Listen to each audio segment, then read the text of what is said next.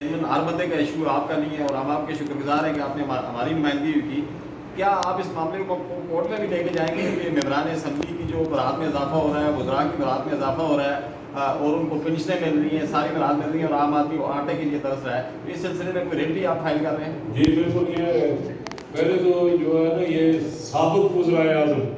جو سابق وزرائے اعظم کی مراد جو وہ ان کو کیا ہے اس کا بھی, اور باقی بھی جو آپ جتنی جو ہے یہ انجسٹیفائڈ جتنی بھی مراد ہیں ان سب پہ جو ہے انشاءاللہ وہ ہائی کورٹ میں سے بھی رجوع کر رہے ہیں. یہ تو بہت جلدی جو ہے سابق وزرائے اعظم کا جو ہے ودن سم ڈیز. اور میں آپ کو یہ بتاؤں کہ ہمارا اس میں مین پوائنٹ کیا ہے کہ جو آزاد کشمیر میں زکوٰۃ کے مستحقین دیکھے آپ BISP پروگرام سے جو ہے وہ وہاں سے وہ لینے والے وہ بلو دا پورٹی لائن جو لوگ ان کو کیا مدد دی جا رہی ہے حکومت کی طرف سے. اور سابق وزرائے اعظم جو مطلب جو آزاد کشمیر میں سب سے بڑا ظلم یہ ہے کہ ایون کہ پاکستان میں بھی جو ایک جیسے یہ ہمارا سسٹم ہے لیکن وہاں میں بھی کوئی نہ کوئی تھریٹ اکاؤنٹیبلٹی کا کوئی نہ کوئی قائم کیا جاتا ہے. آزاد کشمیر میں جو انہوں نے ٹارگٹ کر کے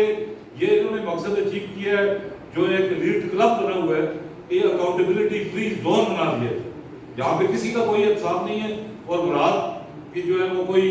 عادی نہیں ہے کہ وہ جس میں وہ یہ ان سارے معاملات کو ہم کورٹس میں ملے. اچھا, شارٹ سا سوال سر آپ دونوں سے ہے کہ آپ نے 31 مارچ کو پیا جام اور شٹر ڈاؤن کی جو کال دی ہے اگست کو, 31 اگست کو, تو اگر اس